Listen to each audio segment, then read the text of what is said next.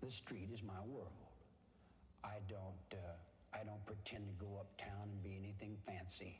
I can, but I find more. Welcome to the premiere edition of Breaking Brawls, your UFC betting and tipping program on Talkingbrawls MMA.com. I am Niall McGrath, your host of this new show and this new concept, which we're going to be doing weekly for UFC events. We're going to kick it off in a way. We're going to break down a few number of bets. Obviously, a single bet. We're going to do a KO, a submission bet, a parlay or an accumulator, as we like to call it over this side of the pond in the UK and the Republic of Ireland, and also our bet of the week. So if you want to get in contact with the show, hashtag Breaking Brawls. I was going to say Breaking Balls there. Breaking Brawls.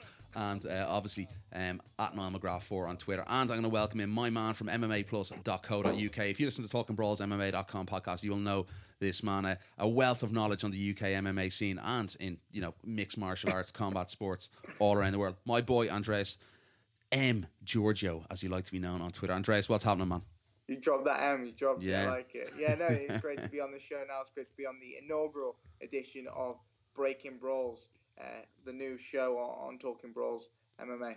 Definitely, yes. We're going to be talking UFC 193 and breaking that down with our market value bets for this weekend. Let's get things kicked off. Single bet, we've looked through this in quite a lot of detail. There is a number of bets that look quite juicy on the card, but one has stood out for you, Andreas. What is that single bet that you put on if you had a few quid to put on down on Saturday night? I mean, for a single bet, there's a lot of good value odds, but I like to play it safe, and I like to see something that can bring some good returns. So Jared Rosholt to win by either KO or TKO against Stefan Struve, bringing the odds of 5-1 there. Wow. So you put £5, €5, you're going to be roughly getting about £30 back. So very good odds. I really like that. I mean, Stefan Struve made his return at UFC 190 against Antonio Rodrigo Nogueira. He got that decision win. But Rosholt, if this was the Stefan Struve of old before the heart problems, I would maybe be picking Struve here to get the TKO or the KO. I still don't know how Struve is going to fare. Down under as well. Jared Rosholt with that NCAA Division 1 wrestling pedigree, and I think if he grinds it out and gets some ground and pound, we could see a TKO there. I mean, he's only got 4 TKO KO finishes to his name. But with everything that's going his way and with the 5-1 odds as well, as I said, if he uses that wrestling, gets some ground and pound, I honestly think we could see a finish there for him. Yeah, we talked about it off air. I agree with that bet as well. I think it's a fantastic bet. But there's something else that sticks out for me. It's Robert Whittaker against Uriah Hall. I think Uriah is jumping back in a little bit too quickly. Obviously, that fantastic win. As an underdog over Gegard Mousasi. But I just think it's a little bit quickly for the wrong reasons to try and get up that division as quickly as possible. If you look like you got a Robert Whittaker as well, he looked like an absolute killer at 185. We've seen him at 170. He looked a little bit short in the gas tank when he was at 170. At 185, he looks absolutely perfect. The guy has knockout power as well. We've seen that against Clint Hester. We've seen it against Mike Rhodes, finishing both in his his middleweight debut, and then obviously his second fight in the middleweight division as well. Another clinical performance, fighting in front of a home crowd as well. Massive advantage in front of 70,000 people. I don't think it's going to be 70,000 people actually, but anyway, that's what the UFC are saying. But this is a fight I can see him getting the finish in. I think we've seen how good his stand-up is at a price of 15-4. That is it's a good bet for me. It's one that I'm definitely going to get involved on Saturday night. I'm going to look for him to finish him in the second round as well. So I've given you a little bit of a double one there, but I think it's a really good price for a knockout finish. Yeah, no, I'd agree there. I think that's something that you could say, as me as a safe bet that I'd take there. I mean, with Uriah jumping in, he's just got this very strange mindset kind of edge where he feels he has something to prove out there. And going into the Lion's Den against Robert Whittaker, I really don't know how he's going to fare. Yeah, it's an interesting fight, a very close fight, all the same. Okay, Andreas, moving on. Submission, we've talked about this off air. People are probably think Andreas is off his choppers. He is a little bit, anyway. But you've a different one. There isn't too many submission specialists on the card. We've one or two. Obviously, Ronda Rousey. We don't need even to mention that with the arm bars. But you've gone for something quite different, and it's for me, it does actually make a lot of sense from what Joanna has said. Share with the guys what your feeling is on the submission and the value bet that you're going to give to our viewers for Saturday night. I mean, I'm pushing the boat out here. I mean, if I wanted to play it safe, I'd say Ronda Rousey getting that armbar submission was a big possibility. I'm pushing the boat out. The co-main event, Joanna Jędrzejczyk going up against Valerie Letourneau. Now, Joanna to win via submission, odds of 10-1 there. So you put £5 on, 55 back. Really, really good odds for, Joanna's finished by submission. And my thought process going behind it, people have been speaking to Joanna. You look at all these interviews, and it's always been about, when are we going to see the grappling side of Joanna Jędrzejczyk? And yes, we've seen it in a very defensive way against the likes of Carla Esparzo, Jessica Penne. Yeah. She showed that brilliantly, how good she can use her grappling to defend and to kind of keep her opponents at bay. I think especially now with Claudia Gadelha on the horizon and knowing what Claudia brings in terms of the ground game, Joanna's going out there with something to prove against, a credible striker in Valerie Letourneau. And I think they may, of course, although I believe Joanna Jędrzejczyk still does have the advantage in the striking, if she gets a takedown or knocks her down, she may finish with a submission. So that's kind of my thinking, my thought process behind that. I just really feel like the stars are kind of aligning for that as well. And maybe it's time to see Joanna Jędrzejczyk submission game with 10-1 odds. I know it's risky. I know it's pushing the boat out, but it's a risk worth taking, in this co-main event matchup. I think it's a clever one. She's only got one submission victory in her career, but that could be 2 on Saturday night. A very interesting call, and one that I wouldn't say is a million miles away, because you do get the impression with Joanna, she's looking for something different to prove to the world that she's that all-round and complete mixed martial artist. I'm going to go with something a little bit similar, along the lines of similar type of thinking to Andreas. I'm going to go with Richie Vaz to beat Danny Martinez further down the card. We've seen Richie in the past. He's a guy who used to, loves his rear naked chokes. Danny's a little bit susceptible to submission losses. He's lost 3, I think, on the bounce in the UFC. So he's under a lot of pressure. Going into the Lions Den again on fight night, fighting in front of a home crowd for Richie Vaz. Richie is very disappointed, obviously, as well. Being pulled off that.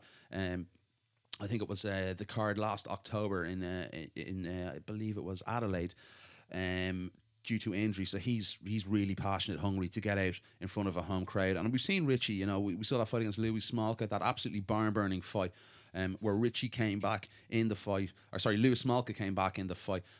Richie really did have the fight wrapped up in the first 2 rounds, and Louis got knocked in, I think, 2 or 3 times in the final round, and then just, came out of nowhere with a beautiful shot to end the fight. But I think Richie is going to get a submission victory here on Saturday night, and at the price that it's at, I think 4-1 is definitely worth a sniff, because we look back at Richie's record. He's a guy who predominantly did like to use the rear naked choke. I think he's 5 or 6 rear naked choke finishes in his career. So hometown crowd, I think that's going to be a big factor with a lot of fights on Saturday night. And I'm going to go Richie Vaz at 4-1 to beat Danny Martinez. I think it's a good bet. Yeah, I'd agree. The way Richie Vaz has got a good submission game, and the bra boy as well, Danny Martinez. Yeah, definitely. So there are 2 opening single bets of the night. Let's move swiftly along, Andreas. Round. We're gonna we mentioned this around betting. Is there any card? Any fight on the card that stands out for you that people are going to say Ronda in the first? I completely disagree with that anyway. But is there a specific fight that you're looking at that you're pretty sure could be finished in the opening couple of rounds? I mean, we're bringing up Ronda, and I really like this one. Ronda Rousey to defeat Holly Holm in the second round. Odds 11-2, £5 brings you 32.50 back on that. Really like it because, of course, we've seen Ronda dominate in the first rounds in so many of her past few fights. Kat Zingano, people talk about at the point being probably one of Ronda's most credible challengers, and she bull rushed her and got defeated by that inverted armbar. I mean, with Holly Holm, the key is with that boxing is to keep the distance, use the distance, and utilize that. And I think because of that, we're going to have to see Ronda Rousey testing out Holly Holm in the first round, trying to find a range and trying to find where she's going to find success against Holly Holm. And I mean, I expect to do that relatively quickly. I mean, 5 minutes is probably enough time for Ronda Rousey to do that. And in the second round, I honestly expect, once Ronda's corner as well have gauged how Holly has started the fight, then I expect to finish in the second round by Ronda Rousey. So 11-2 there on that. There we have it, Andreas' pick. I'm going to go with something, again, a little bit different, along the same lines, obviously, in a title fight. I'm going to go Joanna Jędrzejczyk to finish Valerie Letourneau. in the third round on this occasion. I think what Joanna's going to do, very similar to the Jessica Penne fight. I think she's going to, warm her up in the first and second round and look for that finish in the third. We see the way Joanna picks off her opponents. It's so calculated, so calm, and so precise. It really is incredible. But, you have to give Valerie a lot of credit. She's a very, very tough girl. We've seen that against Jessica Rakoczy, and we saw against Morose as well. Overcame a lot of adversity in both those fights, but I just don't think she's that technical striking ability to trouble Joanna or get her to the ground in this fight. And I think Joanna's going to play with her a little bit. She likes to entertain, she likes to put on a show for the crowd, and that's the way I'm going to see that one going, and at a price of 5-1 to end it in the third. I think that's it's a pretty good price, not to be overlooked on Saturday night whatsoever at all. Yeah, I agree. Okay, and moving on swiftly, what is your parlay or accumulator bet of the week? There is, there's some good options, but I think we've done really well in what we've got out of the market this week and what we've had a look around. Some of the fights, really, I can't believe they're actually at those odds. Some of them. So, yeah, Andreas, you've got a good and juicy price accumulator for everyone to take a look at and possibly have a punt on Saturday night. So I'm bringing you the fourfold here. We got fourfold, really 20.51 to 1. £5 going to bring you £102.55. This one's a good one. I got Ryan Benoit. These are all outright victories. So Ryan Benoit to defeat Ben Nguyen, Richie Vass to defeat Danny Martinez, Kyle Noak against Peter Sabota, and Robert Whittaker against Uriah Hall. So just to talk through that very quickly, I mean, Ryan Benoit really impressed me against Sergio Pettis. Ben Nguyen, a tough guy and a tough name there for Ryan Benoit, but I honestly believe, Benoit's striking should give him the element there. As you mentioned now earlier on about Ricky Vass, I mean, his submission game, I just honestly think that that's going to be the edge in this fight. His grappling and how well he does on the ground with his submissions against, Danny Martinez, who may be a little bit out of his depth. Kyle Noak against Peter Sabota. I think this is mainly to do with the mind games here because definitely. Peter Sabota, we've seen, he's really struggling in terms of money and being able to fly out his full team to Australia, only taking one coach over to the Etihad Stadium, which of course the UFC, they pay for one of the coaches to go. If you want anyone else, you've got to pay that yourself. I've been impressed by Kyle Noak as well, and I think he's a very, very good all-rounded fighter. In that regard, Sabota's tough, but I just feel that Noak's gonna break him. And of course, Robert Whittaker against Uriah Hall, as we spoke about and mentioned earlier, I just think the mind games and the mental side of this may be too much for Uriah Hall. And Robert Whittaker, as I say, the Lions Den, he's gonna have that support for him in Australia. And that's how I see it. I think he's a really good fourfold, and I mean, maybe a little bit risky, but good returns on that. And if you want to punt, then take it. Definitely. I completely agree. I wouldn't go too far off the mark as well. I've gone something similar.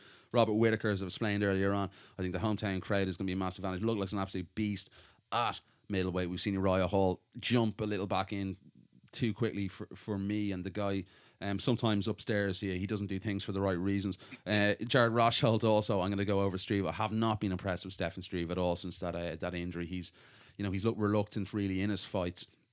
Obviously he said he's very nervous going back out there. He had that collapse. He fainted, he had to pull out. I think it was the first time he was due to come back, which wasn't good. Richie Vaz then, as Andreas has mentioned there, another reason, hometown crowd. I think he really wants to show a submission game. He's a hungry kid. He's good on the ground, and I think Martinez is really going to struggle under that pressure, probably fighting for his UFC career as well. It's a big ask in front of that hometown crowd. And I'm going to go with Kyle Noak as well. I really do think that's a good bet on Kyle Noak. Sabota's having financial problems again, unfortunately, as you've mentioned, and to go out to Australia and Kyle Noak's backyard as well. Under that kind of pressure, I think it's one of those cards. From top to bottom, there's a lot of psychological and mental warfare.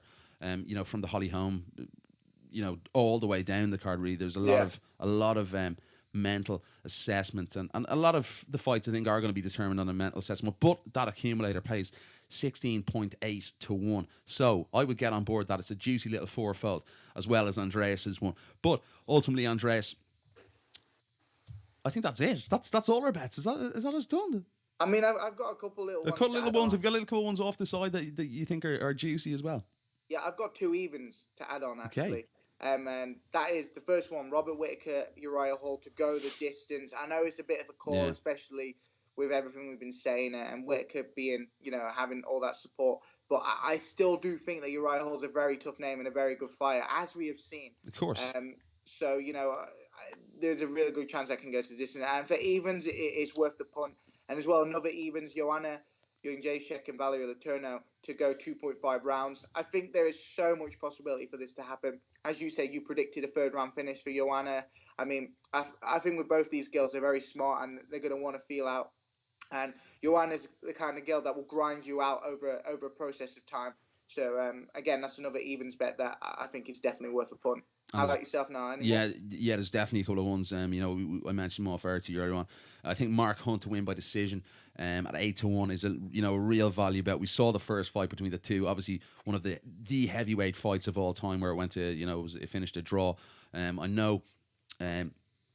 Bigfoot obviously has had those TRT problems, being banned, coming back from the ban. Didn't look too impressive in his last fight. But the only thing I will say in the contrary to that is if you look at Mark had that battle against, got absolutely pummeled against Stipe Miocic. That is a kind of fight that, could change a guy's career, really slow him down a lot. I know Mark's looking really good. He's dropped a lot of weight being over in Thailand. But it's a 3-round fight. 8-1 for that, Mark Hunt win by decision. I think that's definitely worth the punt. If you've a few spare shillings to throw away, definitely have a little punt on that one. I also think... I think it's out there. I think Holly Holm's been overlooked a little bit. I think Rana to win by decision, mightn't be such a bad bet at 14-1. I think Holly does have the psychological element, as we've talked about in this card. Holly's very calm. She's not going to go in like Kat Zingano, not going to go in with like the other girls, but almost beaten before she's gone. And she's, she stated cool, calm. She hasn't engaged in the warfare with Ronda. If she keeps that boxing tight, as we've mentioned, so I think she's the highest leg body shot kick accuracy in the UFC women's bantamweight division ever, with 44% of her kicks landing to the body, which is a phenomenal stat, double that of any other girl in the UFC bantamweight division. So she can use the hands, get in and out fast. I think it's going to be a lot more interesting than people are giving credit for. And I do expect Ronda to win the fight, but I'm going to go later rounds for Ronda, the 4th or 5th. But I think if you have a few quid to bet on, it's not a bad. It's not a bad bet for Ronda to win by decision. If you €5, £5 14-1, it wouldn't be the most silly bet in the world. And she'll get beaten in the first round. And that I said that. But listen, that's been our betting show. Andreas, where can the guys find your work? Absolute pleasure to have you on, as always, my friend. Yeah, Niall, it's been fantastic to come on the first edition of Breaking Brawls. If anyone wants to catch up with my work, of course, MMAplus.co.uk. You can find all my work on there. On Twitter, at Andre M. Georgiou, and of course, what's the M? Follow. What's the M for? Marius, which is my middle name. All right, okay. Andreas Marius Georgiou. Yeah, I'm not going to live this down. AMG. No, you're never going to live that down, boy. So, yeah, and please follow my podcast at War of Words Pod on Twitter. War of Words Podcast. Follow that. Available.